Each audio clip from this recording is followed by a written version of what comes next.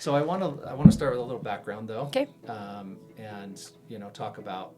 So this is Jennie Taylor, by the way, Ryan Spelts, and I'm excited for this because you've done some amazing things through the heart of tragedy and all those painful things that happened. You've turned it into some really cool things, and you're at a point now. You told me the other day, I don't know if I should keep doing this. Yep. And so that's what we're kind of here to discover today. Okay. And there's not really an agenda, so we're just going to go through. I have some tools we'll Perfect. use to help dial in. But Okay. so why don't you give listeners, watchers, a little bit of background? The backstory. Yeah. So, Ryan, I've known you for years. We are in the same church congregation and neighborhood. My husband was a small business owner, a local political leader. He was mayor of our town. He's a soldier in the Army. And I've been a stay-at-home mom for a very long time.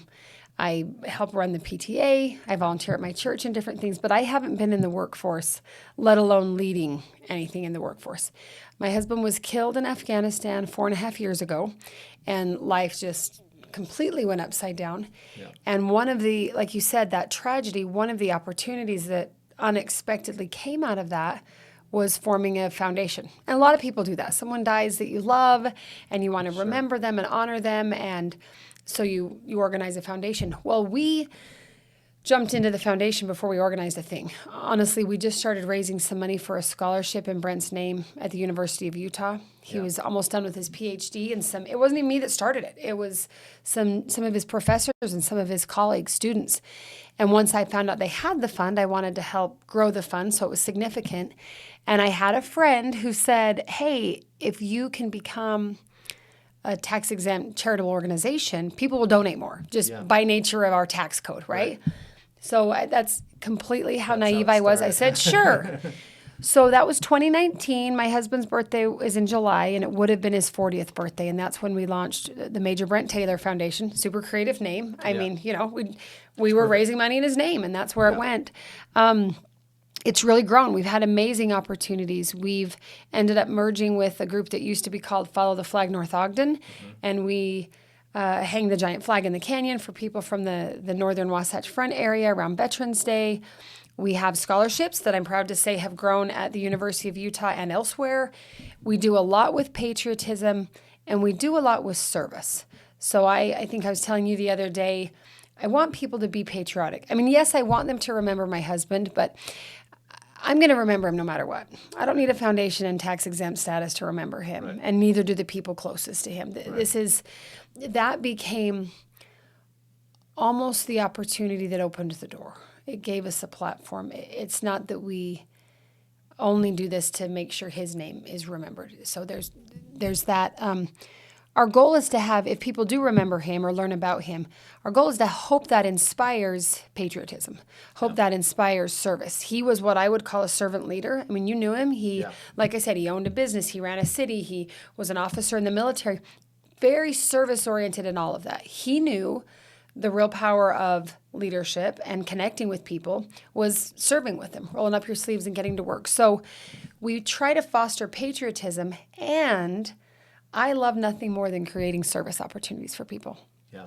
So we host events that we could probably plan more efficiently with hired staff, but we don't. Yeah. We outsource it to 400 random people in the community that want to help. Right. And it's, awesome. It's a ton of work, but it lets a lot of people work. And I think especially in this, Brent died right before the pandemic, before race riots and all kinds of things. We live in a very different world than the one I lived with Brent Taylor in. Yeah. And it's only been a few years. Not only has my world personally changed, because I'm no longer, doing a lot of the things I used to do day to day. I'm doing different things, but our world has changed. Our country has changed. And it's important to me that in that change, we help at least our communities locally here come together and realize the best chance you have of building a sense of community is to work together.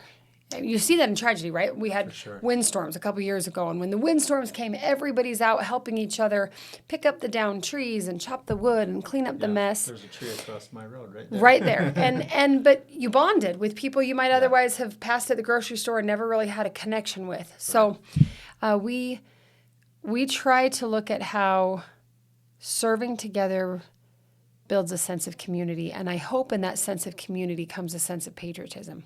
I love this country. We're not perfect. I would never say we are perfect. I don't think anyone who's ever really loved America would claim perfection. We have a lot of room for improvement. But I think that's what's great about our country. We're constantly trying to improve. Yeah. Like you can look at our history and say, oh my goodness, there's some things I don't love. Isn't it great we've changed? Isn't it great we are a more perfect union every generation and trying to be better? You know, I loved this country long before I was married to a dead soldier.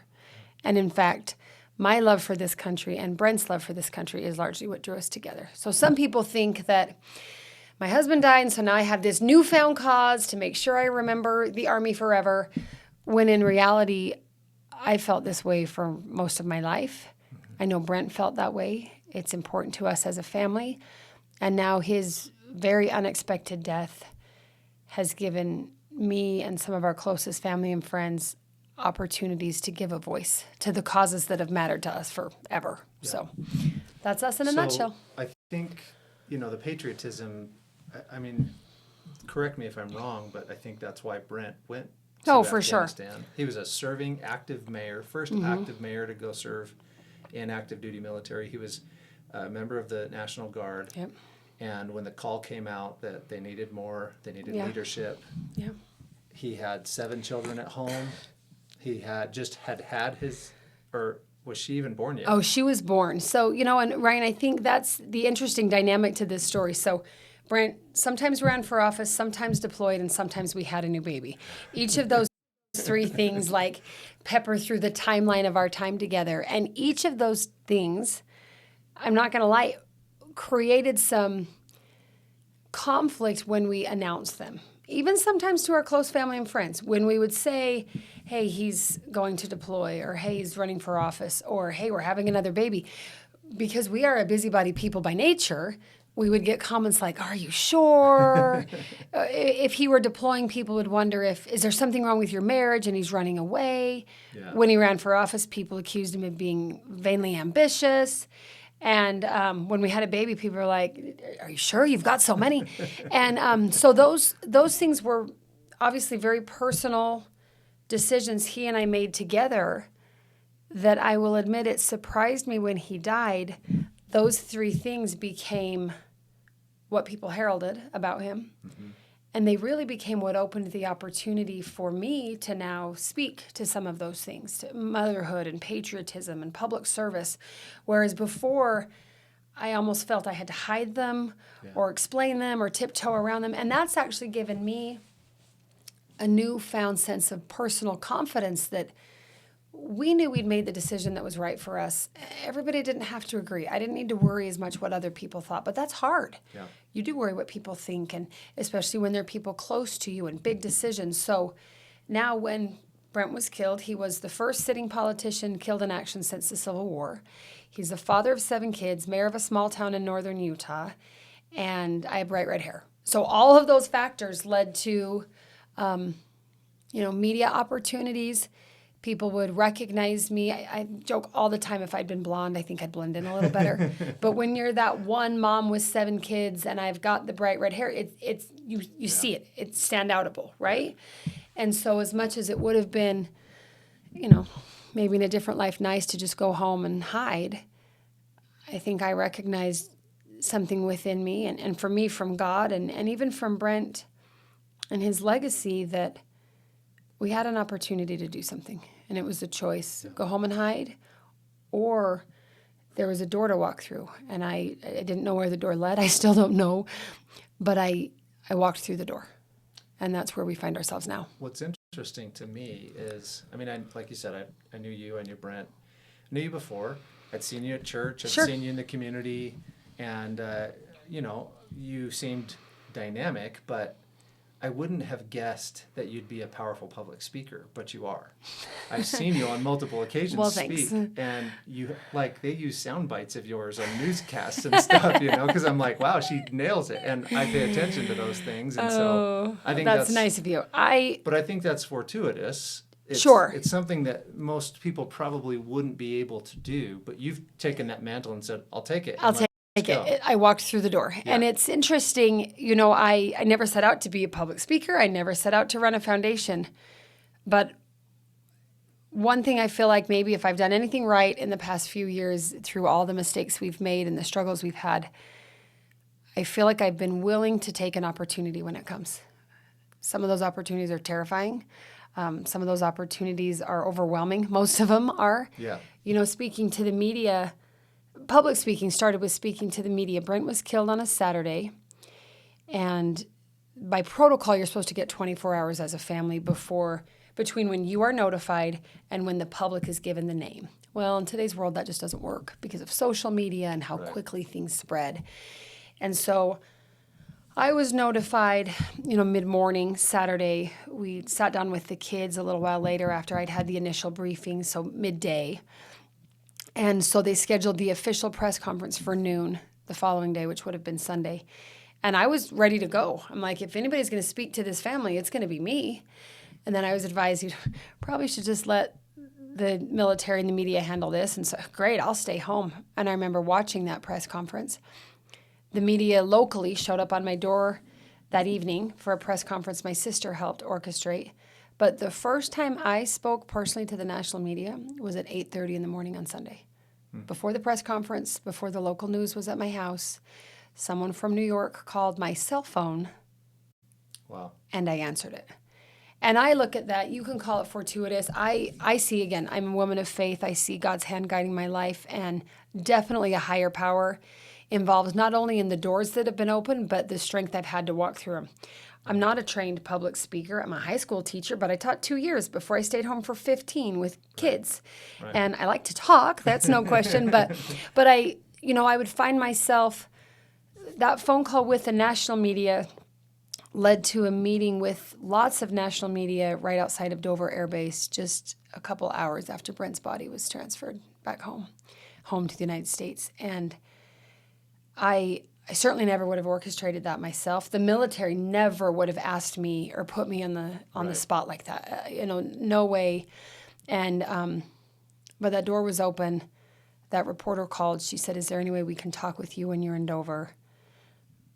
I said, "Okay." And that just snowballed to so many opportunities where, I'll tell you, Ryan, I know what I feel for this country. Everything I've said is 100% sincere and heartfelt. Nobody's written my speeches. I've written them all. But there have been words that come out of my mouth that were not mine. Yeah. There's sometimes in my early speaking opportunities where I sat down and thought to myself, I hope somebody recorded that because that was amazing. And I knew it wasn't me. Yeah. I knew it wasn't me. In a faith context, I believe God can guide through his power and his words. And I felt almost as if I was an inspired pastor or clergyman being given direct words from not me that resonated. And it didn't just resonate with other people. It resonated with me. Like I was saying things that I knew and I'd always believed and thought. And yet now I was given the ultimate chance to put my money where the mouth is, right? That phrase, like, I believe freedom is worth dying for. Okay, do I really? Right. Do I believe it's worth dying for if it's my husband that dies? Right. Or the father of my 7 children? So that first year, I didn't say no to a single invitation to speak. I went around the country. I went wherever. And I remember very clearly thinking, this first year is not mine. This first year belongs to America because America lost a soldier that day. I mean, I'm sure you feel the same when you hear a news story about a soldier or a police officer being killed in the line of duty. It hurts, right. Even if you've never met him. Right. Even if you don't know about his family, you still hurt for his family. That's that shared, we all own the soldiers. Right. We own America. They belong to us. And so, but that first year, all I did was go where I was asked to go. And when they would say, "Mrs. Taylor, would you like to say something?" I said something. And again, back to that early thought I had that if anyone's going to speak to our family, why Brent would deploy, how we feel about America, what this means to us, well, it's going to be me. Because if I didn't say it, somebody else would think what I said and put words in my mouth, and I didn't want them to do that. So, but yeah, so now I speak, and Lately, I've even gotten paid to speak a couple times. I mean, public speakers can make a lot of money, certainly more money than I can make as a full-time school teacher if I go back into the classroom. So, but even more than the money or the spotlight or whatever, to me, it's a chance to share a message. And so even still to this day, people call and ask if I can speak at a church thing or a scout thing or a school thing. Sure. Yeah. If you'll listen, I got something to say. And I hope it resonates with people, that it's not just me telling my story, but it's representative that we all have a story, and really we share a story, and each of us needs to find our part in that big story. So the human story. I'm listening to a book right now called This is Marketing. It's by Seth Godin, and he is talking about, in the beginning chapters, he talks about how everything we do is marketing. Every conversation you have, if you're a school teacher and you're teaching a lesson, the better you are at negotiating how to present that and get people to listen, the better the marketing message. Same thing with public speaking, same thing with anything we do. So that's actually the focus of what we're going to do today. Okay, is good. To come up with your, in old school marketing terms, it's called the USP, unique selling proposition. Okay. Some people today call it the differentiator. Okay. I call it a one-line story, because your story of your business is what motivates people to be interested in you, to engage with you, and to do the things that you're trying to market to them. And sometimes marketing can have a little bit of a negative connotation, like you're trying to be sold. Right, your sales. Right. Sure. And I'm a salesman by trade. That's been what I've done forever. So I don't have that same negative connotation, but I think it's important to understand that marketing is just a negotiation to say, I have something of value, and if you find it valuable too, right. we can do this together. I agree 100%, and I look at that. I think everything is marketing. I do a lot with PTA. I've said that, public school.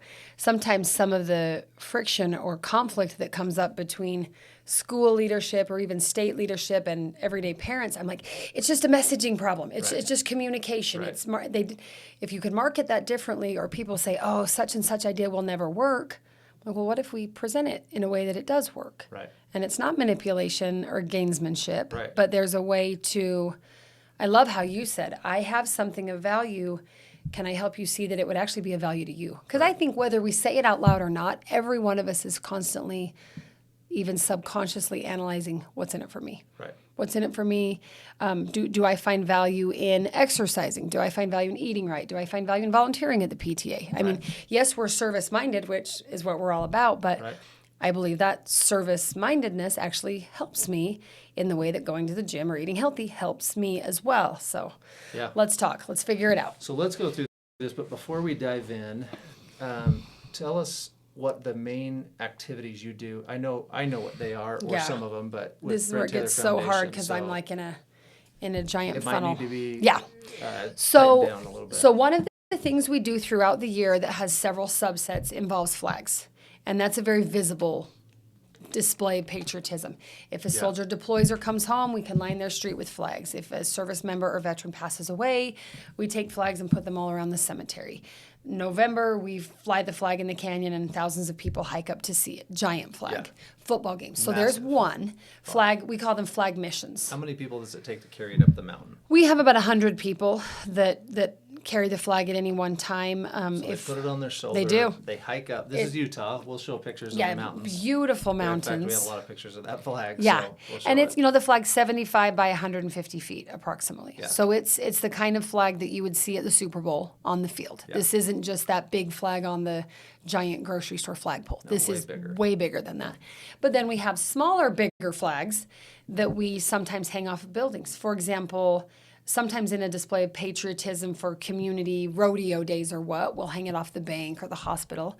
But sometimes early 2020, we hung it from a couple hospitals because of the pandemic and the way our healthcare workers were being taxed. And as a show of appreciation to them, we flew the flag. We literally draped it from the side of a few of those hospitals. So that's cool. Lots with flags. So flag missions is one. One thing we do that's almost now become in the background is our scholarships. But the foreground of the scholarship vein, we call our training arm. We train either by offering scholarships that you can get professional educational training or my public speaking. And one particular thing we do that I would love to see shared, we've developed a leadership module, which I know there's a billion of them, so I'm not saying ours is the best. Ours is one of them.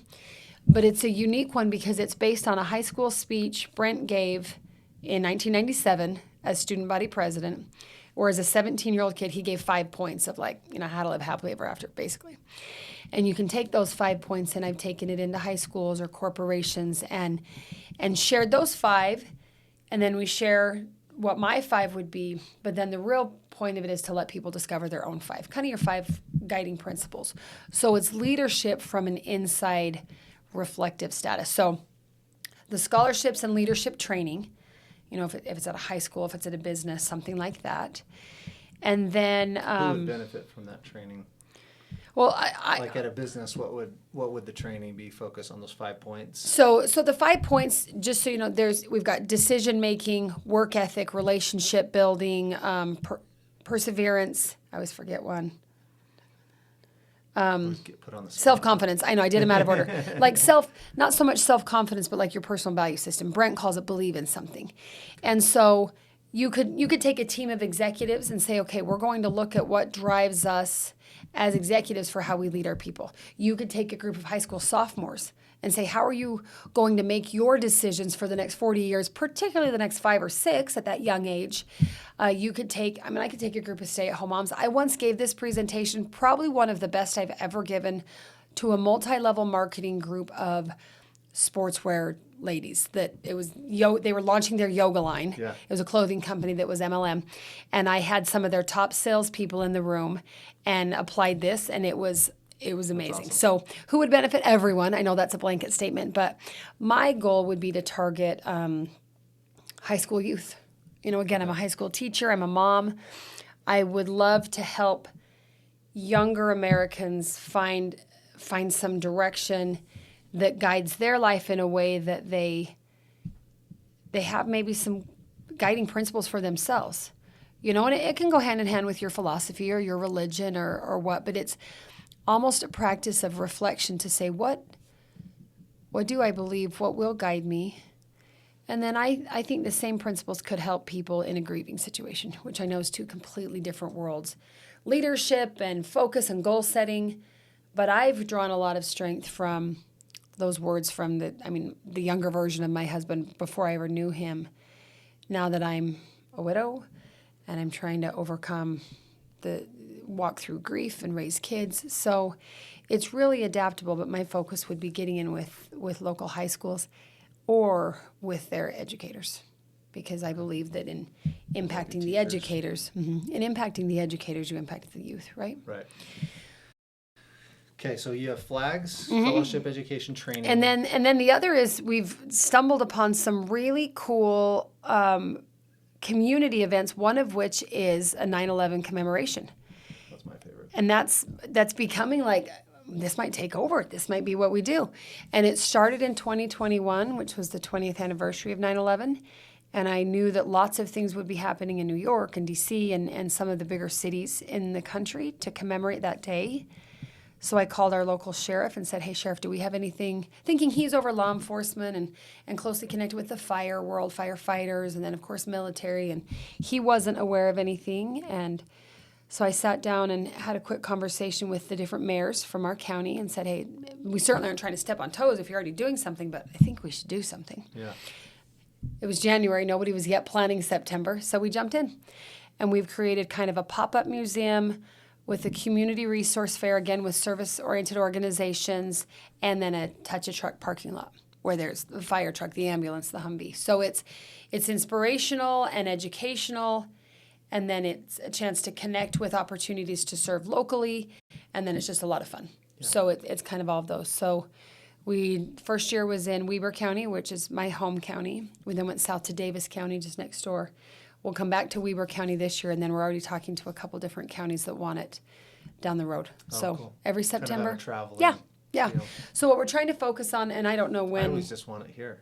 And we talked about that. Teachers do too. So when we first planned it, it was an open to the public event, which it still is, and it's free.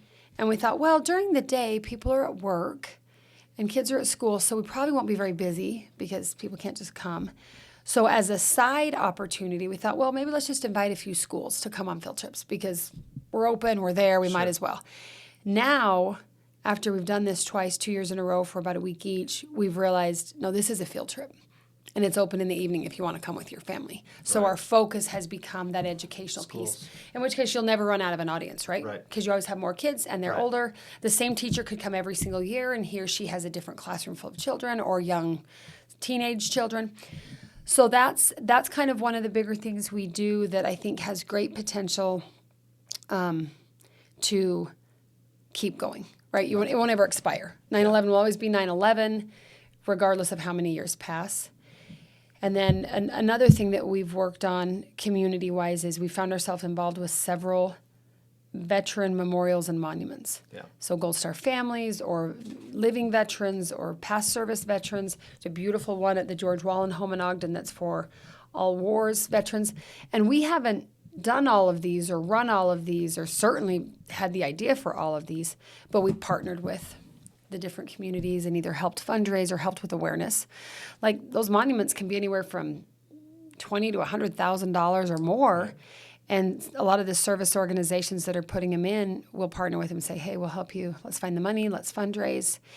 And that has led to a new event this year related to that. For the Global War on Terrorism, there is a national monument at Fort Benning in Georgia. And so we're in the process right now. I just got a couple bids yesterday for chartering a flight.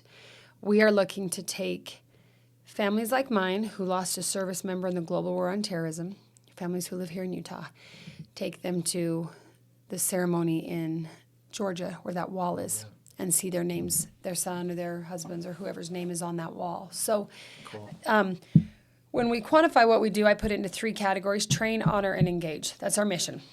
Train service-oriented leadership, and it might be by saying, hey, I'll give you some money to pay for your college and a scholarship. It might be, hey, I'm going to hold a workshop and you're invited. But training, honoring is anything military, medical, fire. Our 9/11 event is a huge honor event. But then the last word, engage, I think underlies everything we do. Like I said, we host 9/11 with like 400 volunteers who've mostly never met each other, and I might not see them again a lot in the future after. We could raise a little more money, hire a couple event planners, and just turn it over to them. That's not how we do it. We engage people in service. I think that's awesome. And that's what we love. So. Okay, so basically, you answered some of the questions already, so I just started started writing. Yeah, please help. Yeah. So I'm going to read this paragraph to you. Okay. So your USP or your one-line story, it's more than this, because here's the challenge. Even though these are powerful to you, when you say to someone, what do you do? And you say, we train, honor, and engage. They have no idea what that means. Mm-hmm. It's too vague, too general. So we need to focus in on a sentence that gives you the ability to say, this is what we do, and people instantly know, and they almost as instantly can know, I want to engage with that. Right. Is this a good fit? Okay. Right. So I'm going to read this paragraph. A unique selling proposition should be short and real. Don't claim something you can't back up. It should highlight your strengths, touch on what your customers like about you, or in this case, your supporters. Sure. And use powerful wording to say it concisely. This is much more than a slogan, and it's much more specific than we create high-quality products or train, honor, engage. Right. Although those are great, and you that's don't like need a to get rid of them. Sure. They're a slogan, which is so vague it almost means nothing. Exactly. It can also be easily used by a competitor. So your USP needs to be uniquely yours, and it needs to gather that information into one sentence. So that's where I'm in over my head, Ryan. We're going to go through these questions, and we're going to hone in on something. Thank you. It does not have to be done today. Sure. But we can at least have the framework of it, and you'll develop it. I just did one with Charles Alstrom. He's in the training here locally. Okay. And it took us a while to get there, but we got there, and there was a breakthrough. Okay. And then he went home, and the one we came up with here was 50-50 isn't as fair as it sounds, because he is a women's advocate, so he helps moms who often – Utah's actually pretty judicial that way. They like having things be 50-50. Right. But when the mom, in your case, 15 years of being at home, you didn't pursue your career. You No. didn't have the same career I didn't advancement. contribute to Social Security. Like I Right. have nothing that's my own. Exactly. So because of that, he's like, well, then 50-50 isn't fair in those cases. So that was his USP Kinda when he aha. left. It Okay. changed to 50-50 isn't always fair when he got Okay. home. Because, of course, there are some times when 50-50 might be fair. Sure. So he honed it in. So you're going to do that as well. Okay, so here's what, and I don't know if this needs to be cut out of the podcast or kept for another day or what. I love doing this for Brent's Foundation. Okay. I think I would also love to do it for myself as a public speaker. Okay. Because that's where, I pay sure. I pay a lot of attention. I'm watching your videos on TikTok and different places, and I'm watching what different influencers do. And it's in my head, it's kind of the chicken or the egg. Do I promote the foundation and then on the side I'm doing some things? Or do I take some of the things I'm doing that naturally fit the foundation and the fact that I have built a persona benefits the foundation and Yeah. they're very complementary toward each other. I will say on So the is foundation. your public speaking going to be a for-profit enterprise? Like that's going to be Yes, an that's income the for only you? that's Okay. the only money I make outside of military survivor benefits. I'm otherwise not gainfully employed. Everything in the foundation is volunteer, or we don't have a staff or employees, and I'm happy with that. Like Yeah. but I do a lot of hours of work with that foundation for free, and if I can go get a So- public speaking opportunity, then that helps level out my For sure. overall time and compensation. So I would say that's something that might take a little bit of deeper thought, but you have to decide whether, because the foundation can pay you, nonprofits can pay employees, so that may become so I see two different options Sure. is what I'm saying. One, you could be an independent public speaker on the side and you can have a foundation, or you can be an independent or a public speaker on behalf of the foundation and get paid every time you do it. And then it also benefits the foundation. Okay. So if you merge those, I don't think you lose anything by bringing those together. Sure, You and gain. that's what I need help with the business model wise, and this just shows my naivety. I don't know how to run a business or a nonprofit in terms of some of these things. Like, if I am the public speaker, can I get the payment for the public speech, or does it go toward the foundation? Do you know what I mean? That You can. So that would probably be, your sister might actually Right. know a little better than from what I do about the tax side of things Sure. and how to structure the payment. So Christy Pack is her sister. She owns a PAC. tax. Shout out to PAC Tax. Yeah, tax. So she would know better than Okay. me how to But structure from maybe a that side. from a marketing side, you can see those being complementary, not Yeah. conflicting. Okay. Yeah, because every speech you're going to give, you can plug your foundation. I mean, it's similar to even this. Like, I started doing this because I needed to raise awareness about our publications, about Okay. advertising, about marketing. So now, in that case, though, I am speaking separately. And the reason I am is because if I ever sold Connection Publishing, Right. I would Right. continue to build my brand and continue to speak. And on I that think that's side. where I'm aware of that opportunity. If Turned over the Right. foundation to someone else. if So- public speaking takes off, if I write a book or Yeah. something, is everything to the foundation. And it is not that I'm trying to be greedy or selfish with it, but like I said, this is your employment. my employment now. And nothing wrong with that. Okay. Nothing wrong with that. So yeah, keep coaching me on So that if because those this two is all new to things, me. like if you want them separate, they can still help each other. Sure. They just aren't one entity. So I would set up an entity for yourself. I have, yeah, Christy did help me set up. Okay. I have a tax EIN S Corp that is for speaking when I get paid. Perfect. The question is, how do we make them complementary? Whether they're combined or not, how are they complementary? Because they are complementary in purpose, right? Even if I'm speaking to a group on grief or something, Yeah. well, I know a lot about grief because of The grief the you've foundation experienced. that, you know what I mean? They Sure. do connect, so. So I think it's okay to formulate some of this as you go. But Okay. remember this, your foundation is only as valuable as the brand around it. And you are such an integral part of that brand. I've had a hard time, this is just like internal struggles, and you may identify with this a little, but I've struggled with being like, why should I be talking about this stuff? Why should I be trying to teach people? And what's fascinating is people who I assumed knew what all of this stuff is, they're coming to me now just simply because I'm doing these podcasts. Because you've I'm made it doing my available. videos, Right, and right. they're like, can you help me with this? And I'm like, Yeah, no, I What? do. I feel like I do identify with that. I'll have people asking me, someone I know, their husband just died. What should I do? How can I help? Yeah. Or, hey, can you help me? I have to give a public speaking. I'm speaking sometime and I need Right. your pointers. I'm like, okay, Sure, yeah. sure, So your brand being bigger is going to make the foundation bigger. right. So Jennie Taylor's brand.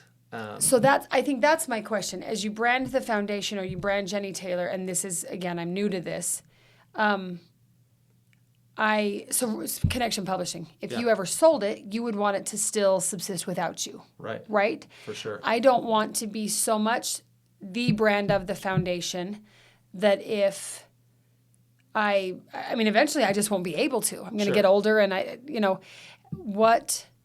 how do I blend those two to the benefit of the two rather than being, I had someone recently counsel me about that, saying we got to be careful because if your foundation is too personality driven, it's not sustainable. And I'm thinking our foundation is 100% personality driven and we're driving it. So I'm conflicted. while that's true, companies, successful businesses, successful organizations. I just went to an entrepreneur training down in Davis County at Davis Okay. Tech, and the trainer was like, successful businesses, successful companies have successful systems. Your systems are going to determine that way more Okay, I than love your that. personality. And it's the systems that I lack, I'll be honest. So where okay. do I learn about that? You develop them as you go. So anytime I Do you reach have a a booklet bottleneck, on systems? we should make one. We should make one. But when I reach a bottleneck in work, so I tend to do a lot. That's why I feel like I can talk to you about this. Right. I see a lot of this, like you are carrying it and you're Right. getting the people, but it's you. Right. And if you left tomorrow, right. it might not last. So interestingly enough, every time I've bottlenecked though, I've had to stop and say, okay, what do I need to make this work better? In fact, when I was working with your husband, we had a system on Trello, and I just reopened Trello the other day, and I saw his stuff in there, and I was like, know. oh, it just brought up. He like, loved those Trello. His whole memories. life was a Trello board. Yeah, but here's the problem with Trello: when you open your third magazine, which when we did, I was like, this isn't working anymore. you have Trello 86 wasn't Trellos. robust enough. Yeah. And so we had to switch from Trello, which I use Trello on other business Sure. ideas, but not But it doesn't fit every model. the organization, the project management of making a magazine, a separate magazine for each city. I had these different Every single entities month. Every single month. Yeah, that is a lot. So I found a software developer, and we had a piece of software built custom for us Oh, wow. that handles all of our stuff. It gives Okay. cities an individual login so that they can Okay. enter their stuff in a private way that not Sure. other cities are That going to it's- see. Okay. And then we can enter our stuff, the additional content, into Right. another section. And then you've got The it all ads gathered. can be entered into another. So It's every building time you reach a systems. bottleneck and you're like, this isn't working. Because every time we collectively as a foundation reach a bottleneck, it is me. Like, honestly. Me too. Right? It Same is. here. And so I appreciate you saying this because it's helpful for me to realize that, because sometimes I'll get to the bottleneck and think, we're just doing too much. We're doing too much. We can't do this. No. You're doing too much. I know. It's the same thing with Blessed Pack Tax. Christy, she's grown this massive, wonderfully successful tax enterprise. I was talking to one of her employees the other day, and she said, we're growing, and Christy's systemizing things, but everyone just wants Christy. They want Yeah. Christy to do their taxes. Well, she can only fill out so many tax returns in a year, but her So, team can this to the is same common. level. So let's talk about that. Okay. Because I actually just talked to someone the other day, and they're like, "Well, I just want to make sure Christy does my Yeah. taxes because we're actually your sister." I know you're good partners. Yeah, we're that's working why I feel together like on a business. And she's, I mean, to alliance, be and honest, she's awesome. a huge mentor of mine, whether she knows it or not. She's been a businesswoman for a long Super time. Impressive, yeah. And I look we've up to always her a been. ton. She's been the career sister, and I was like the PTA Yeah. sister, and we help each other, of course. But she knows things that She's so I didn't dynamic. think I Yeah. ever needed to know. I'm like, Christy, how do you do that? Christy, how do you do that? Christy, can I just watch you do that? But as I've been in her office, I've seen certain systems, and same thing when she bottlenecks. Okay, let's maybe revamp or just completely recreate Right. a system. I don't have a lot of systems. So, first person I hired had about 12 jobs. Like, I hired him and I said, look, I don't even know what I need you to do. But we hired her, and then she started helping post things to social media because Okay. that was something I hated. Yeah. And then she also started helping with invoicing. Okay. Totally different jobs, right? Sure. And then she also started helping with something, I can't remember. And then she came to me and she's like, Ryan, I want more opportunity. And I said, okay, well, the only place I have growth need for is sales, because I'm the only salesperson, and we're getting big enough that That you need more. driving to Syracuse for 40 minutes, wasting 40 minutes where I could be talking to someone and trying to make sales. And I was like, can you help with sales? She said, sure. She wanted to help. And so she moved into a sales role, and she became a very prolific salesperson. Oh, good her for name's her. Melinda Horton. You may Oh, yeah, I know her. Yeah, Yeah, she's I do. awesome. She I doesn't do. work for me anymore, but she's Okay. amazing. Yeah. So anyway, she was our first real employee. We had Okay. a couple people help with things Sure. before her, but so then she just kind of took over in sales and became amazing. And then every time we've bottlenecked, I'd say, okay, I need a social media person. Okay. I need a salesperson. So you're specializing. I need a billing person. And then I build a system around that person, and then I write everything down that they do in a Google Doc just so we can Okay. have it in case that person leaves. Right. And Right. then- Because you can't have it go with that person. That's what.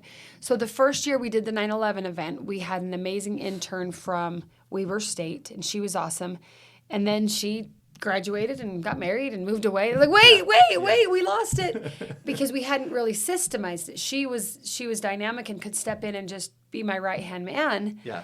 And then she left. And so, to be honest, that's one of the reasons I'm excited our 9/11 event is coming back home for Yeah. us. I know the market, I know the people, I know the businesses, I know the venue. And this time we're putting it together with the thought of, how do we systemize this? Right. How do we make it so another community could take it and run with it? Right. Versus the first time we did it, we never thought. In fact, I blatantly said we will only do this once. Right. It was a 20-year The second anniversary. time, Why second not? time was a gamble. Like, well, do you think anybody wanna would do it care? again? Well, we really thought, would anybody care? Like, it would. The 20th anniversary is only the 20th anniversary. Right. Only And once. after the second time, we realized that, there will always be a place for this. It's a historical event, and if we plan Right. it well, and if we make it valuable and educational, we'll never.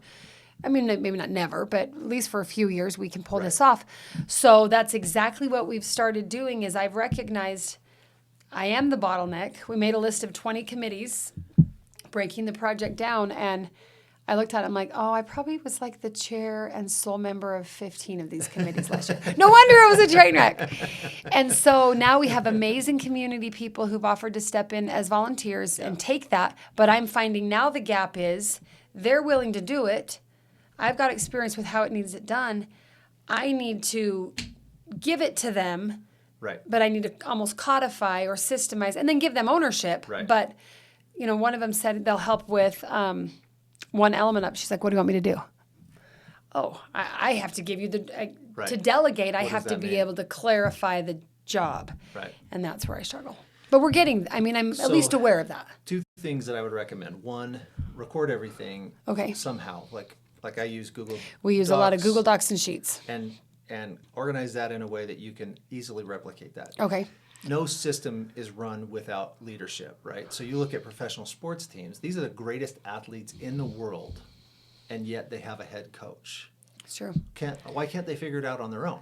Well, I like that. they need a coach. They need a leader. So the leader, though, is not irreplaceable. Okay. They're going to be different. So eventually, if you were to step away or want to step away, you would develop Or just focus on a leader. piece, but not 50 pieces. Correct. But you could leave eventually Sure. and say, or just become an emeritus member and Yeah. say, okay, here's the new leader. Okay. So successful organizations have new CEOs. They All have the time. people come in. Executive director of a nonprofit. Sure. Exactly. Okay. Yeah. So I actually volunteer on the United Way board. Oh, yeah. And they're awesome. And Julie Johnson just got made the new CEO Okay. for Northern Utah. Okay. So they've got a new leader in place. you're starting- And she's awesome. Okay. So you just have to realize that there will be people to take the mantle when it comes about. So Okay. don't stress about that happening today unless you need it to happen today. No. I need to systemize today. Or that's So kind of our first goal. step is to record everything that Okay. you're doing. Second step is to analyze whether that's the right or the most effective thing to be doing or to focus on. Because there are Okay. times, like when I hear 20 committees for one single event, I'm like, it's too many.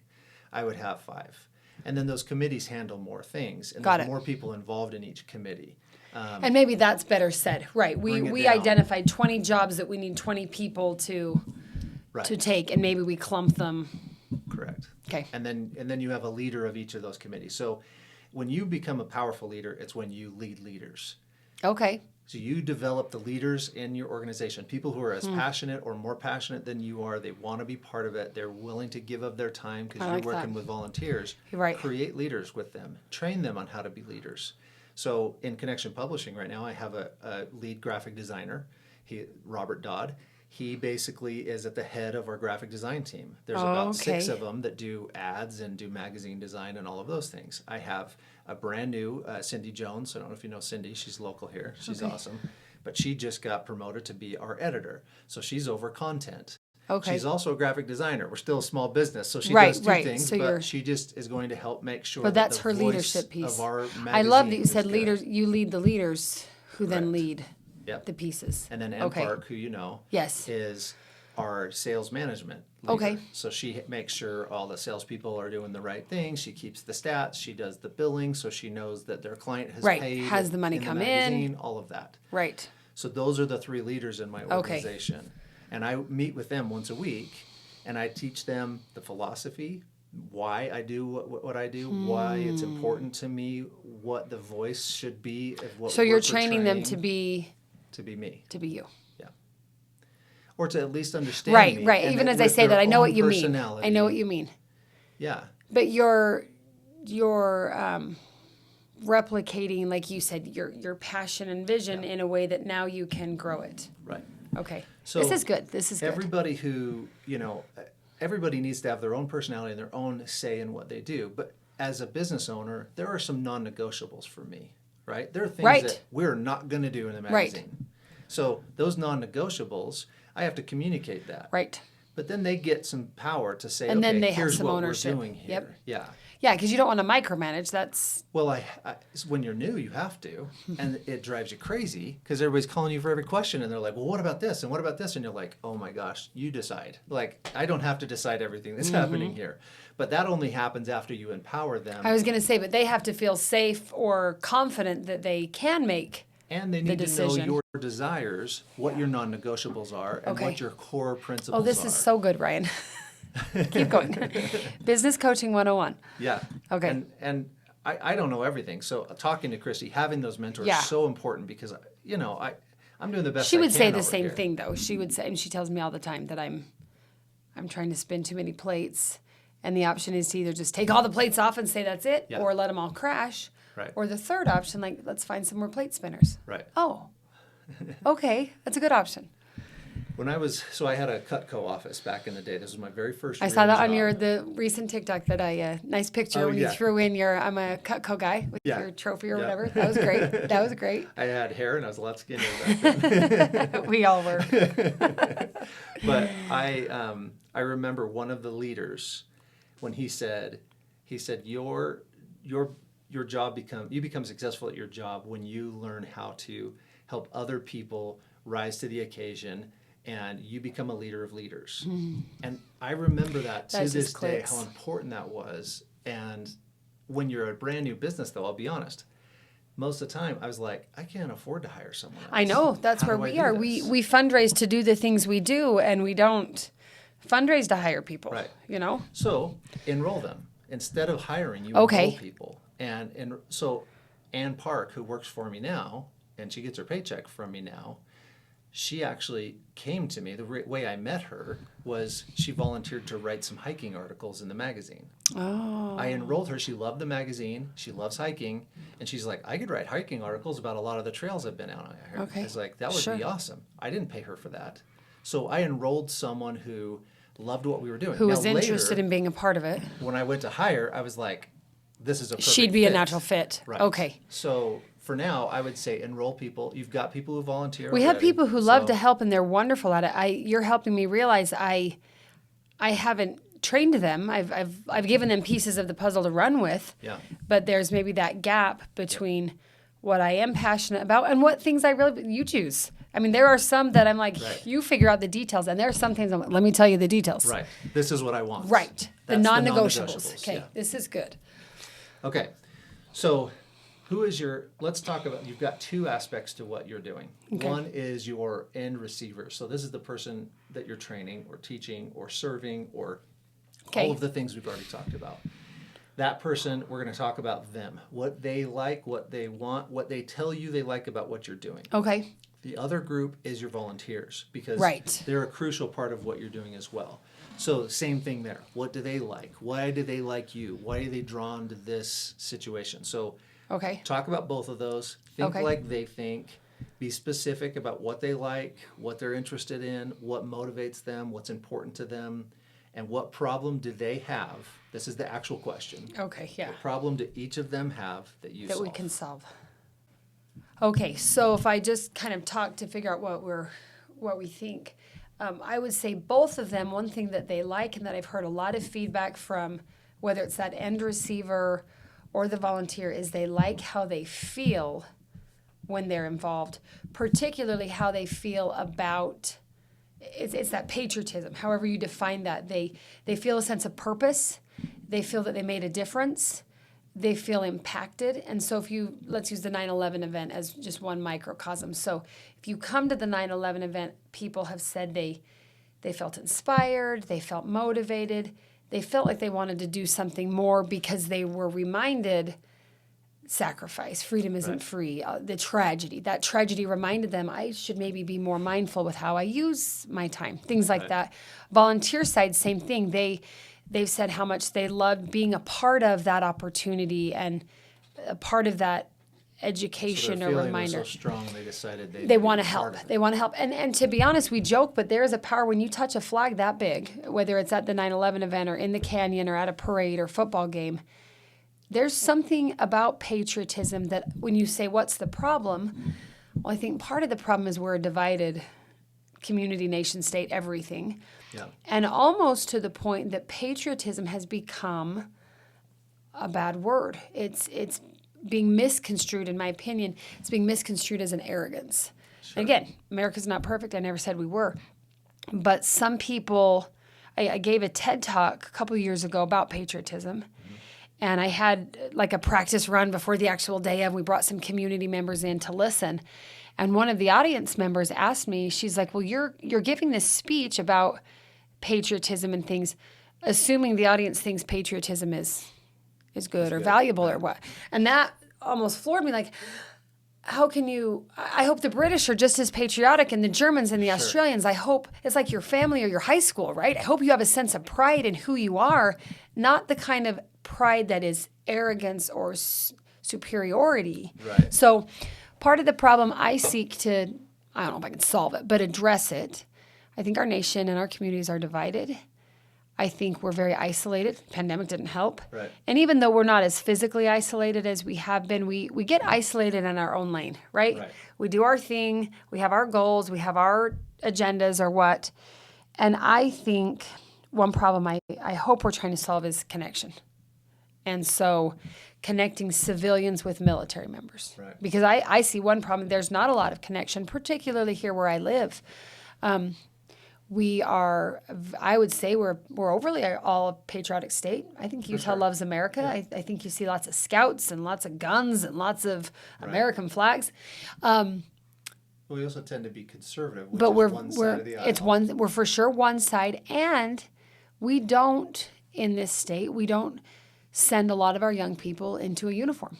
We just don't, statistically. And that doesn't make us good or bad. In fact, I would say you don't have to be in the military to be a patriot. Sure. I'm a patriot as much as my husband.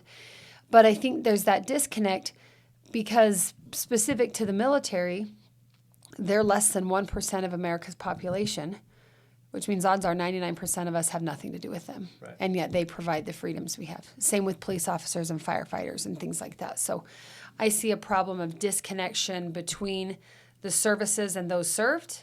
I see a disconnection between people of different backgrounds and professions. You know, one thing I see a disconnect. I was a stay-at-home mom for a long time, and stay-at-home moms are kind of in their own little category. And my sister was in my mind, my sister was the career mom, right? She still has kids, still has a family, values her family above all. That's not different. But she was with those women, and I was with these women. Right. And I'm now kind of in the middle of both of those worlds saying, wow, both have a lot to offer. For sure. And all of us work like crazy. I don't know a single stay-at-home or career mom that's sitting around doing nothing, Right. And so connecting, I like to connect young with old. I think the rising generation is really important to me. Sometimes they take for granted some of the things older generations helped make possible for us. And they tend to call them old-fashioned when Sure, when it's outdated. when sometimes it's just a matter of perception and that communication. So here's the question then. Are you more concerned or more interested in convincing those that don't feel patriotism to feel that, or would you rather continue to preach to the choir, so to speak, and talk to those who already feel it and just bolster that feeling? I might need help answering that, because of course I would say, oh, I want people who don't feel it to feel it, but I'm not looking to be confrontational. And I don't know that I'm looking to convince anyone. I think probably the latter. Okay. I think I'm looking to find people who, when we either say something or do something or they're involved with us, they feel something within themselves. I didn't manipulate it or convince them. Sure. They felt a spark, and then because of that spark, they did something about it. I think I would say that's more. So when you're making your messaging and you're thinking about these things, consider who you're talking to. Because you're saying, well, someone's like, you're assuming that people are already patriotic. Yeah. So if that's the case, then yes, assume that. Okay. Because your audience, the people you're going to talk to, we can't talk to everybody. Sure. I can't communicate with every business owner. Not all of them are going to catch what I say or care. And that's what I okay. say. And that's okay. Okay. So who's your tribe? Who's the people you're talking to? And to me, it's the people who are at least somewhat patriotic. Yes, I do. They are bolstered by association with you and your organization. Yes. So I would say it's people who have at least somewhere, whether they're aware of it yet or not, they have something intrinsic that is patriotism. And for me, patriotism is an appreciation. It's not an arrogance. Right. It's not even an identity as much as it's an appreciation. For me, I feel patriotic because I'm so grateful for what this country offers me, for what men and women have died so that I can have and do. And I have found we resonate, whether it's the served or those serving with us, with people who say, I feel that. Yeah. You know, you live in the same town I do. You were here with Brent. You were here with the community when Brent died. It's as if something ignited. It was right before Election Day, right before Veterans Day. People that I've known for 20 years said, I voted for the first time because your husband. I pay more attention. It's on my radar more. Right. And that spark is what I'm looking for in other people. And I don't necessarily want to force it. Sometimes it takes tragedy for those things to happen. But, I mean, he was a popular politician, so much so that he ran his second term unopposed. No one wanted to go up against him, which I think says something. But there were definitely opponents. For sure. So to say, but I think we unified. It didn't matter whether... Yeah. Some of the clamor against him politically was quieted with, I think, with respect for the fact that he died for our country. Whether you agree with him politically or not, there's room to say, I did not like that guy personally. I don't agree with. He died for our country. Let's have an air of respect. Yeah.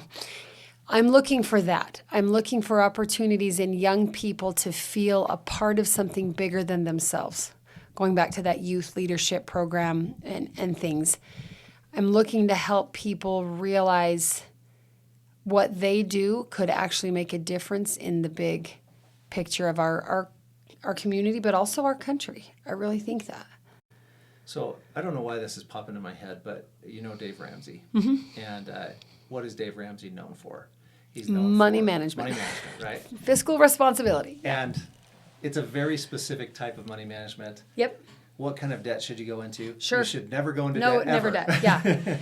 Pay off the mortgage, pay for everything cash, rice and beans, beans and rice. Yep. So I don't know if you know this, but one of my favorite books, top five probably, is a leadership. And I don't even like Dave Ramsey's approach his to entree leadership. I've seen it online. Is one of my favorite books of all time. And I don't agree with everything because as a business owner, I utilize debt to accomplish goals.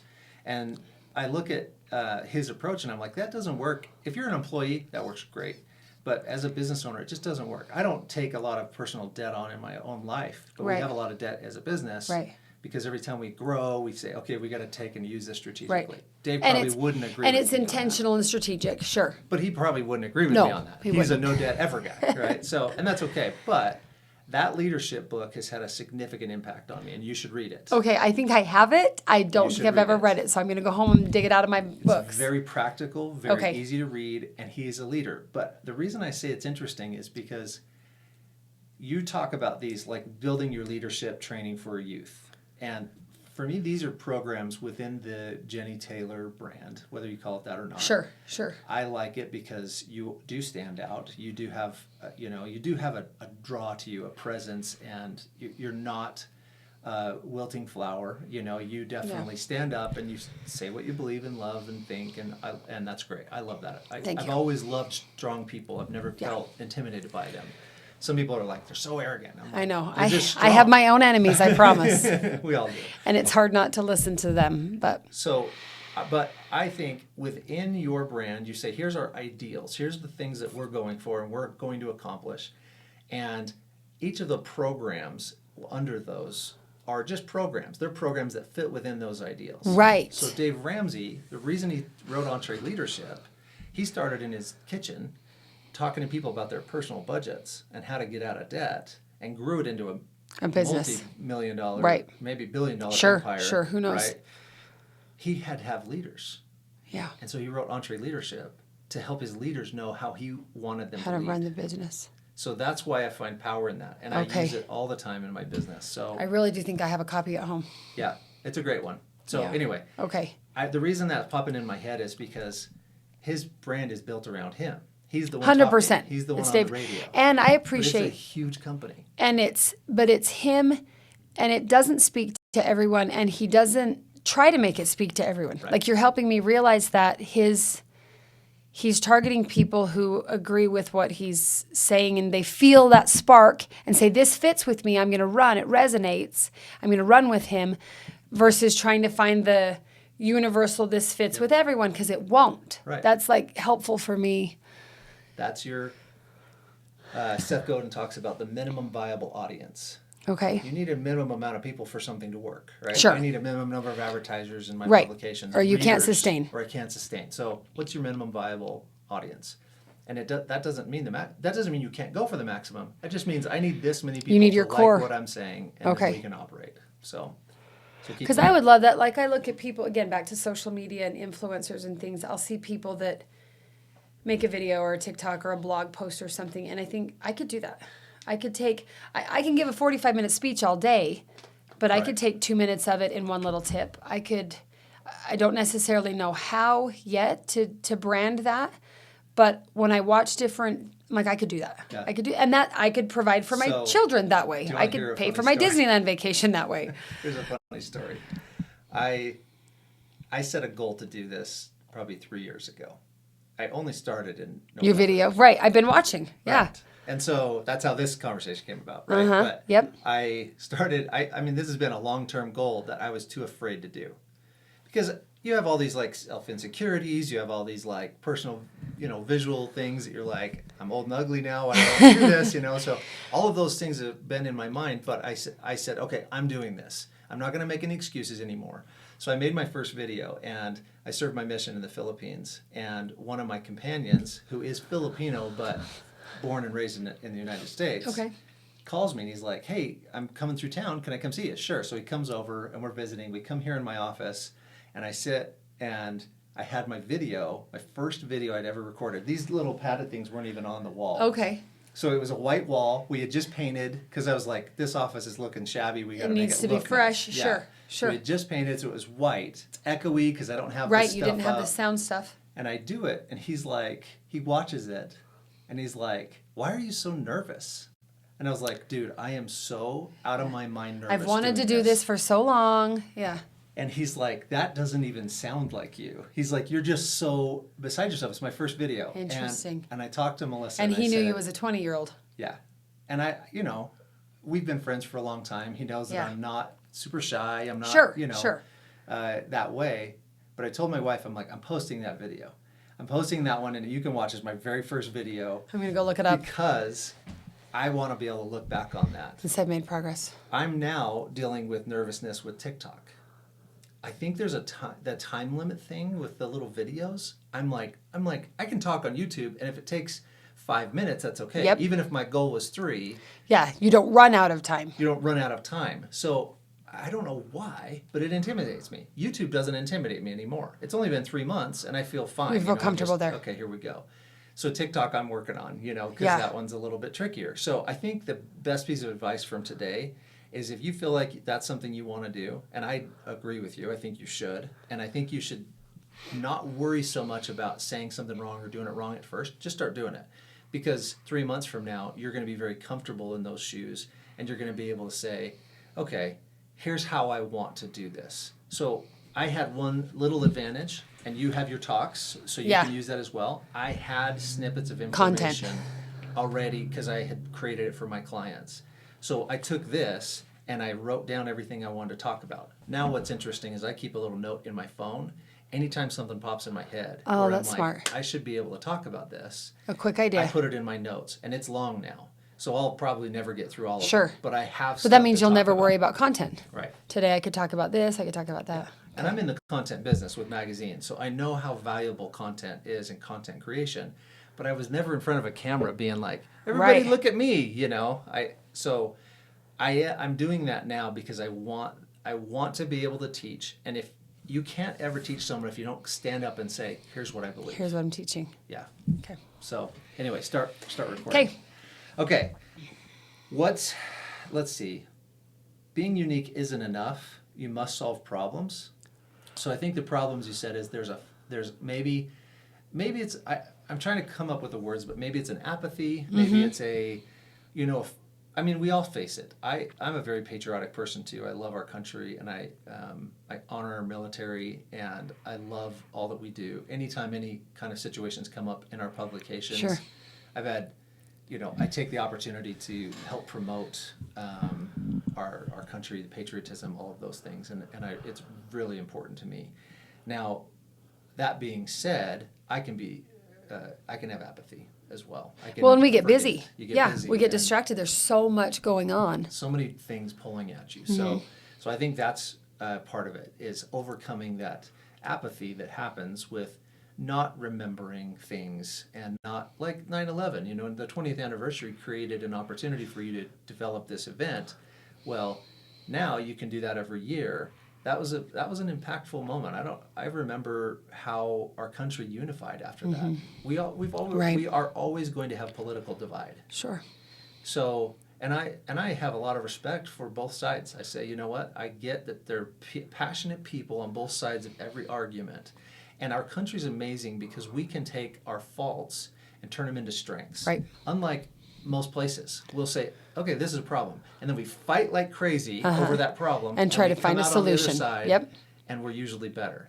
And there's usually one side that was wrong and one side that was right. But and it's a fight. Reason, it takes that conflict of differing opinions, but we create space for that. We do. I love that part about our country. And I look at it and I'm like, even though when we're in the moment of our faults, right, and we're like, see this? This is bad what you guys are doing. We say, one side might say, no, it's not, and the other side says, yes, it is, but then they clash over it, and hopefully something comes something better that we can say that's good for us, and that we're a better place because we fought over this. So anyway, I think apathy would be number one. I think obviously that desire to give back. So if someone is, let's say they're a 60-year-old, they have a desire to give back, they can't join the military. Right. They can't do that. But they could come help. But they could come volunteer. Raise the flag. Yep. They could come help at the 9/11 event. They could host field trips, absolutely. So it provides that opportunity too. So I think... And I do appreciate you say that opportunity. I feel like we overcome the apathy by providing the opportunity. Yeah. Right? We ignite patriotism. We don't invent it. Yeah. We ignite patriotism by creating opportunities to serve, to engage as a community. That was pretty powerful. So say write that down. Again. We ignite patriotism by creating meaningful opportunities to serve. Or to engage. I don't know the right words, but my problem, Ryan, is like I said, give me 45 minutes, I will teach you something. You want me to be concise in a sentence? So I told Charles this on my last podcast. I said you like have to learn to one-liner? nuggetize. Oh, okay. It's nuggetize. It's take that concept and teach it many, many times over. Sure. With the little nuggets. Okay. The little pieces. Yep. It's the same thing with leadership. Okay. You can't teach them everything in one sitting. Okay. That's why Dave wrote his book. so he could break it down Here's and the say, here's the pieces. here's the theory, the And philosophy, I think back to and that the 9/11 actions. and the 20, that's where I started to break down, okay, here's the 20, here's what 20 different people, you know, whether they work together in committees or not, I guess we can organize that better, but 20 nuggets. There's 20 nuggets Yeah. that make this event all come together, and there's no need for one person to try to do all the nuggets. Right.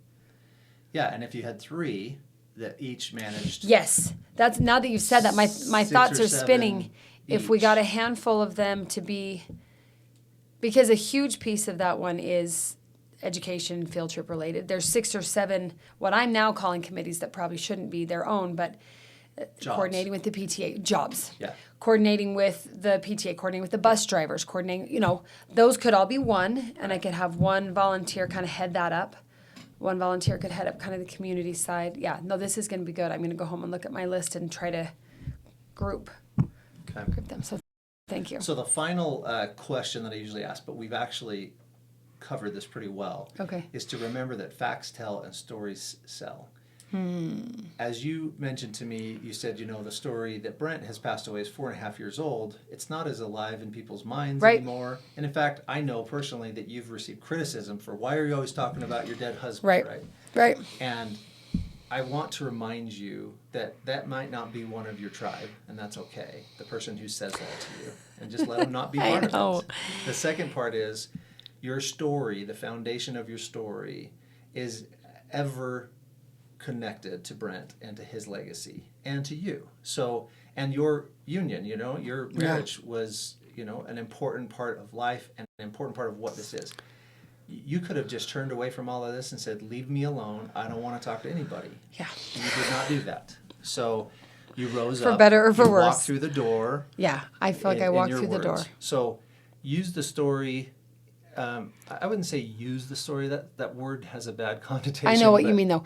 But that's good to hear the story doesn't expire. It Like, I doesn't. haven't worn it out. It doesn't.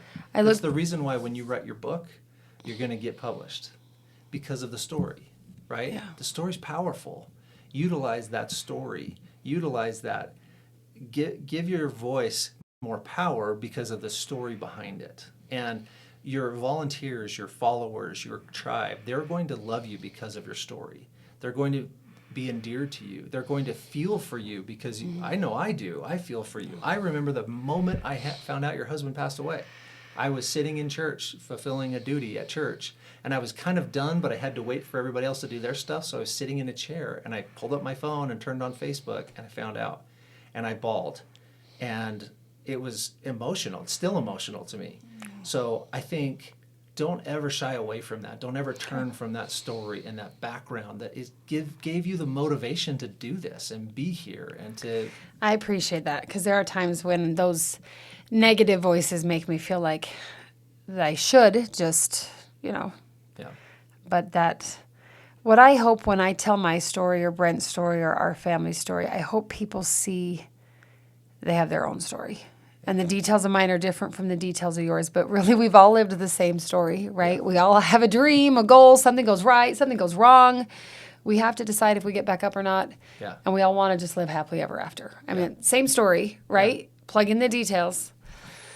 Okay, then I need your class on how to write a book. So you mentioned all the things. I'm writing mine right now, Are so you? we can take that class Okay. together. That's exciting. I mean, I'm taking this. Are you and just taking what expanding. you've done and making it a book? Well, there's more to it. Every time you publish, I'll just tell you this: when you publish a book, unless I'm just weird, this is my 3rd edition in 4 years. So when you're done, you realize all the things you've left Sure. out. It's like I'll give and a you find speech. your mistakes. And after a speech, I'll be like, oh, I wish I could give that again. If I Yeah. could give that again, I would tweak this, I would add that. I'd probably take that part out. Yeah. So So- I get it. But But you can only start by starting. my approach to doing anything that's quote unquote challenging is to just do it. Okay. So there's a book. I haven't even read the book. I think it's funny. It's sitting on my shelf behind you. But Like EntreLeadership at my house. yeah, the book is called Feel the Fear and Do It Anyway. I've heard of it. And I have never read the book. Okay, I we're gonna started both read reading it. We're gonna do a and book club. I'll be honest, I don't know that it's a particularly engaging book. Okay. But the title But is the so concept. powerful that I've used it as motivation for most of I mean, my that's career. courage, right? Yeah. Courage is doing it anyway. Courage is not the absence of fear. Yeah. I think people think that. You know, you look at our story and and grief and everything, I think sometimes people will think, well, we're not sad, or we're not afraid, or I'm not scared to death of what I'm doing. Must It's be like, no. stronger than most. Yeah, no, it's, and in fact, it was one of my church leaders that used the word courage first that really resonated with me, because he didn't say, oh, you're a great speaker, or oh, you're this, or oh, you're that. He said, you've shown great courage because it's been hard or scary or overwhelming and intimidating, and you've tried your best anyway. So apply that same thing to any little task, like writing a book, starting a TikTok, doing a YouTube channel. Just apply it there and say, okay, I feel fear in this. I What feel I do- fear and overwhelm. Let me show you. And I don't know was where to nervous to do podcasts. Oh, okay. So I sat down and I wrote out, all right, what would I talk about? Okay. What would I be interested in hearing? How would I do if this? Someone has a startup business that I want Sure. to highlight, or someone has a business that they want help with, marketing, Yeah. business tune-up. Okay. I went through and decided, Here's what the I would best do. way to do it? Is it the best way? I'm sure it's not. I'll develop Yeah. better ones later. But Well, and I think that's one thing that surprised me, because I'll look at like the influencer world the same way you're looking at the leadership world, and there's a million people already doing it. It's easy to convince yourself there's not room or need for me, and then other people keep doing it, so there must be. There's just Well, an infinite remember audience. this. Starting is easy. Finishing or continuing is hard. So true. There are a lot of starters. There's very few that continue. That stick with it. Yeah. So Okay. you set a schedule. Like, I know every Wednesday I'm going to create content and I'm going to post content. Does it happen every Wednesday? No, but you better believe it happens every week. Because Okay. if it doesn't Is happen that yours is Wednesday, weekly? It's weekly. Okay. That's all I can afford time-wise. to Sure. do. I was going to say, I don't know how people do daily or what. They're probably better at that off the cuff, which maybe we'll develop later. Sure, Right? We'll sure. get more confident. But you're we'll say starting with- off the cuff. But Okay. for me, I needed to be organized. I needed to say, okay, here's the things that matter to me. Here's the subjects I want to talk about. Here's who I'm serving. I actually define it. I sit down like this and I say, Okay. who am I serving? Who's And my so audience for me, today? It was you, advertisers, business owners who have businesses that aren't sure what to do, Right. that feel intimidated by it. Those were who I wanted to talk to, and so that's when I started. And you'll like it when you know me, maybe not quite Yeah. as well as Jerome knows me, but he was like, "Why are you so nervous just watching Yeah. that video?" But you'll think it's funny. Yeah. But I'm going to leave it there because I think It's the reminder. it's that reminder of like, okay, that's where I started, and I'm hoping 3 years from now I can look back And on then just that laugh. and be like, oh Yeah. man, look how bad Yeah. that was. But you jumped in anyway. Feel the fear and do it anyway. Yeah. Okay. Okay, so what do you think about this? We can adjust this, but you kind of had a little, what I consider a breakthrough there, where you say we ignite patriotism by giving people the opportunity to serve. Yeah. I love that. I think it's powerful. How does that serve people? Does that sell? I mean, Is again, that I'm a not. story. I'm not selling a knife in a block, That's right? not a knife. And you're not talking to your opponents. No. You're talking to your tribe. Okay. Does that tell your tribe a story about what you do? Yes, I think so. I think so too. Because it's not just we give you a chance to serve. I'm deliberately helping you serve in ways that, and I like the word ignite because what you hit on, I'm not trying to plant patriotism in you or dig it out from within you. I want to ignite it if it's there. Right. And if it's there, then I'm going to ignite it, and I want it to be a flame because you've had opportunities to grow that. So yes, And I feel love good about that. you partner with Follow Flag Yeah. because They're that awesome. was for people who don't live in this community, it is just such an incredible thing. So we have this, for those of you that don't live here, we live right at the foot of the Wasatch Mountains, and we have a canyon up here. North Ogden is right at the base of these mountains, and then there's a canyon called Coldwater Creek Canyon, which is not really even a creek because nothing comes out I know, of it. just cold But- water. Yeah, lots of cold melted snow, But I there guess. is a creek. It does come Yep. out underground down at the bottom, and it does, when it's wet in the Sure. spring, it does flow, but not usually. But it's this massive expanse, and it takes quite an undertaking. Oh, to it's massive. do Yeah. that. But the patriotism that it ignites, that's such a powerful It's that word ignite. in our community, is huge. People drive. I've gone up and hiked or been at the base of it taking pictures or looking at it with our kids, and I'll see someone and we'll talk, and they're like, oh, we're from South Dakota. Oh, wow. We heard about this. We wanted to We come want to come see it. And we missed it last year, so we came this year. And I'm like, wow, like it's driving people. Yeah. And this is not a tourist community. We do not No, have a no, we are tourism- not. No, there's we're no draw bedroom. here. Yeah, maybe more to they've- Ogden because of the snow Sure, and the skiing, and the but not skiing. North Ogden. No. Nobody comes And here. they've been great. So we started, Follow Flag in Pleasant Grove, and then some friends up here organized a North Ogden chapter. And then we kind of partnered with them, and then there's a new group that's the ones who actually hang the flag called Honor the Hero. And they, a lot of them are search and rescue guys that know how to rappel and cross ravines. In fact, last year in November when we took the flag down, I'm not the one hanging or taking the flag down personally. Yeah. Honor the Hero guys were up there getting the flag down. We had some volunteers up to help carry it down, and it got stuck on the line. Oh. And the line is just massive, Yeah. right across 1,000 feet across the It's a canyon big or something. metal cable, right? It's a metal cable, and Rob Clark, who's I think he's the founder director. I'm not sure what his title is with Honor the Hero, but he pretty much is Honor the Hero.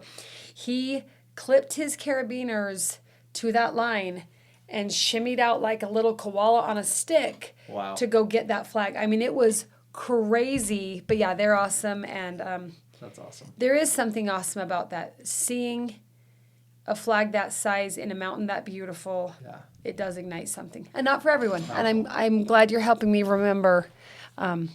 It's not for everyone, Yeah. and that's Critics- okay. Critics are going to be there, and they can be there. You can ignore them. Okay, that's easier said than done. But know. I know it is, I know because it's we're more human, right? important, We yeah. want to be liked.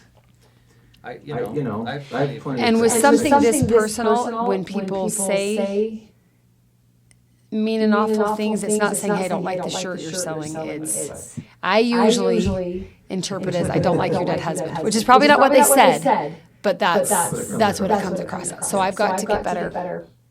Thick skin, working on it. Yeah. That's a work in progress for me too. Critics, I stew over them and they make me frustrated and sad Yeah. and all those things. And they just but get in your way. They do. I don't have energy for that. I try to teach my kids, and I'm trying to teach myself this when Yeah. I do it, but don't let them take up rental space in your head. Oh my gosh, I love that. So Kick them out. kick them out. Okay. You're the landlord. Kick them out. All right, so what do I do now? Okay, so this gives you a foundation. Yes. You can add to this, take away, whatever. This gives you a foundation of, okay, Yes. here's our story. Here's the unique selling point behind what we do. Selling point. Okay. Now that you have that, now it's about developing messages around that and around each of these events. So when you're advertising, right, you advertise in the magazine. Yep.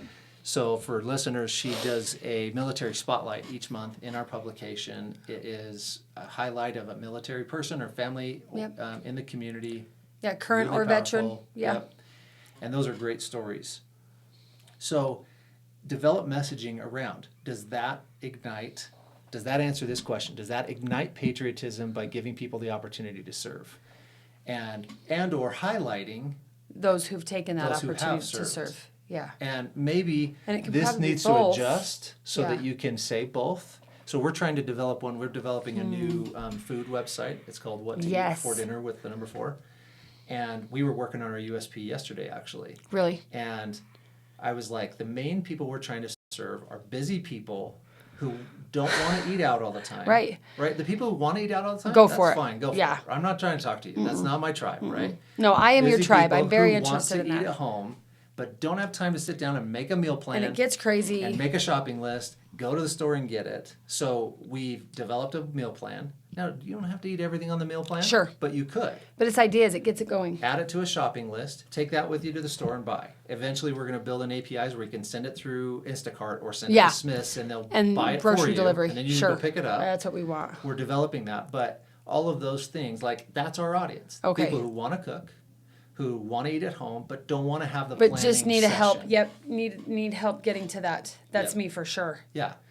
Okay, so ignite patriotism, give people the opportunity to serve, and maybe you throw in something about honoring those who serve. For how do you expand it without making it again so vague? Ours, I have it right here. Let's This see. is, after a lot of negotiation Giving people. and talking, here's what we came up with. And then this will adjust over time because you'll Sure, you tweak it as you so refine it. Saddleback leather, have you ever heard of them? Really high quality bags and Yep. boots and belts and things like that. Well, theirs is they'll fight over it when you're dead. I guarantee they didn't come up with that at the very beginning. Right? They probably Right. said stuff like, we want it to last so long, it goes for Yeah. generations. Right. We want it, something so good, people just understand that it's It's just gonna the last. best. It's a lifetime purchase. Yeah, that's They funny. didn't come up with that at I'll first, fight but they over have when it you're done. now. Okay. So here's ours now. It may adjust, but yummy meals and easy grocery shopping for busy people. Oh, yeah.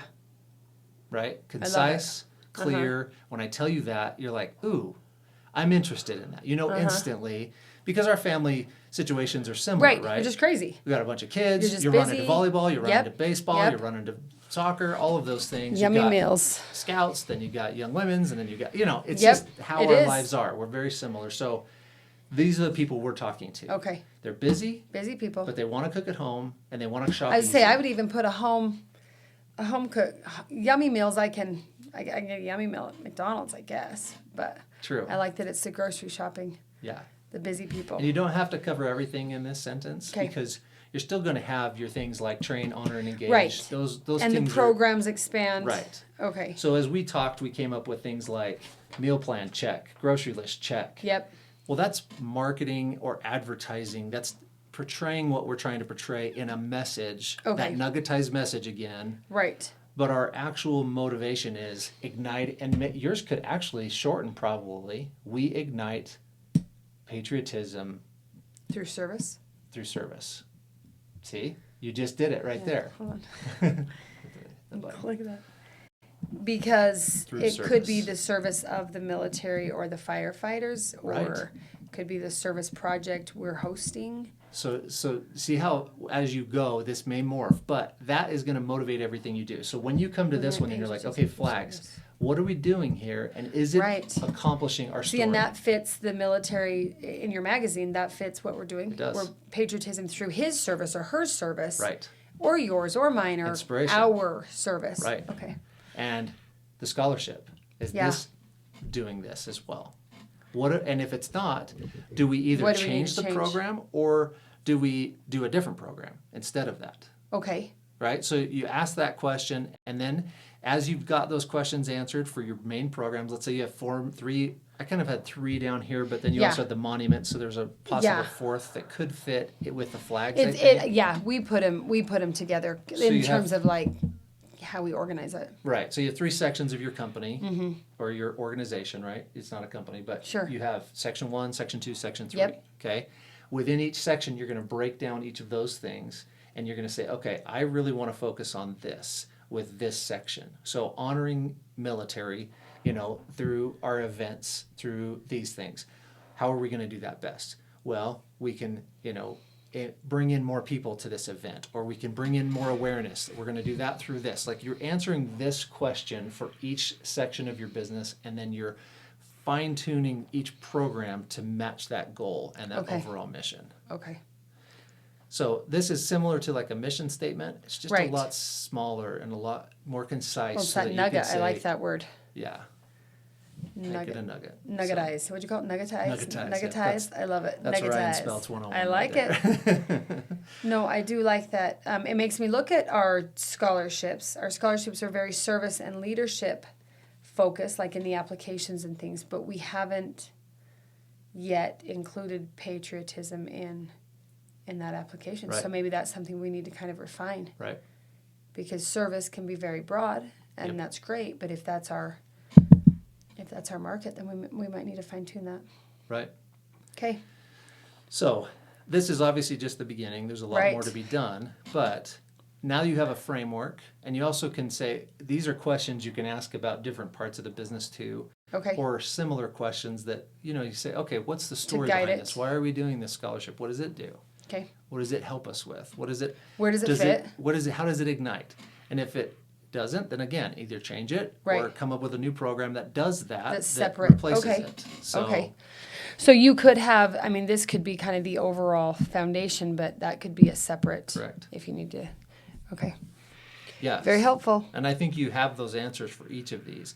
And then you say, okay, who's going to help? Who's in charge of flags? Now you eventually develop your leadership. It doesn't have to be everybody. Like I've run sales for many years. I still actually primarily over sales in my company because that's my background. Right.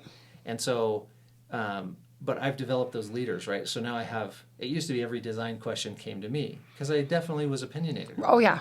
And you I are own too. this. Yeah, Right. it's very close to my soul. But eventually I had to say, okay, you're handling all the little stuff that's going to come up and making those decisions. I'm going to help you on the big ones. Okay. And then And you're you've had gonna enough handle- communication that they can confidently represent you Right. in that. That's where I've probably not done enough. And that's good for me to think about. People also have skills that you don't have.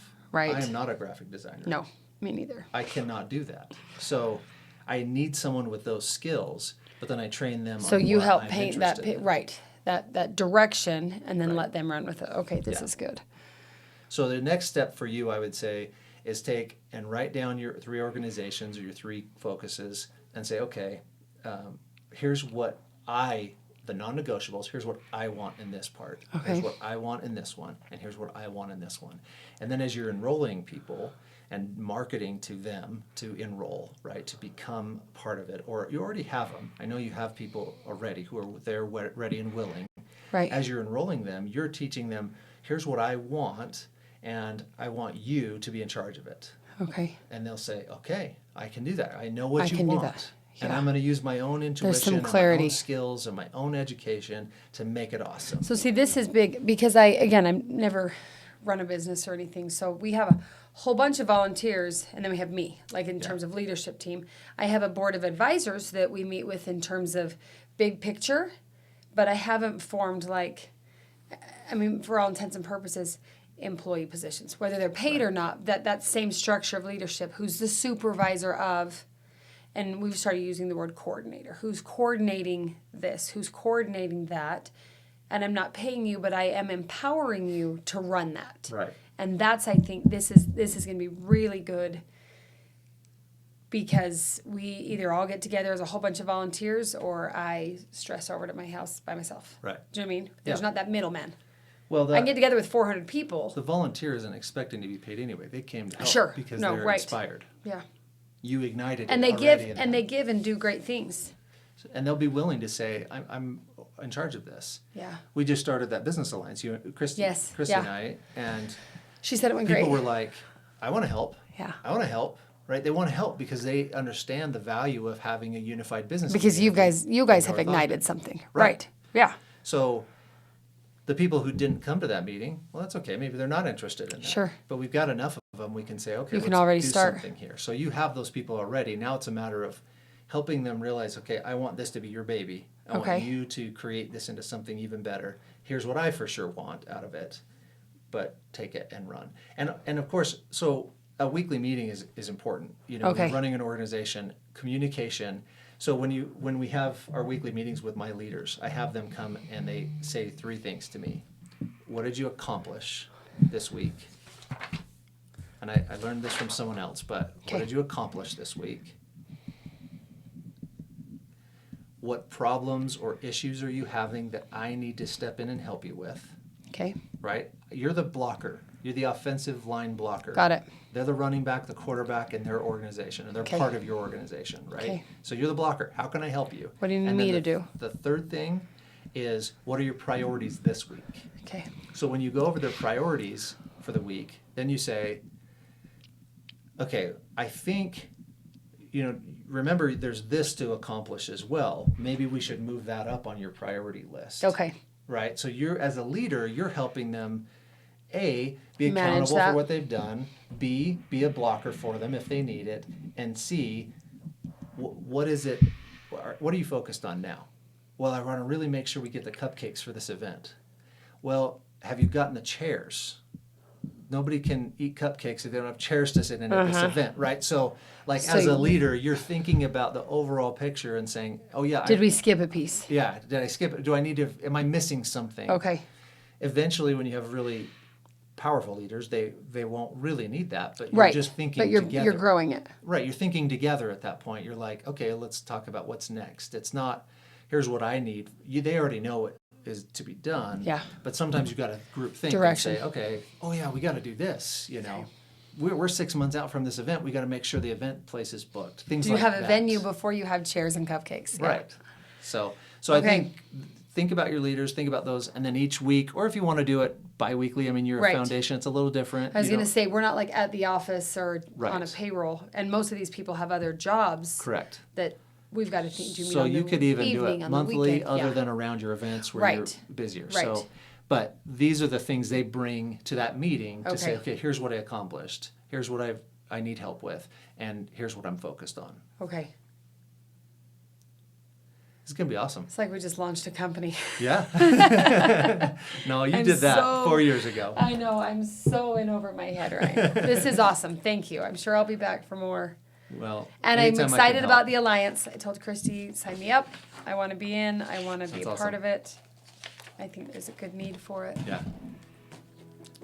Okay. Well, you're awesome. Thank You're you. inspiring. Oh, thanks, Ryan. Keep it going. Okay.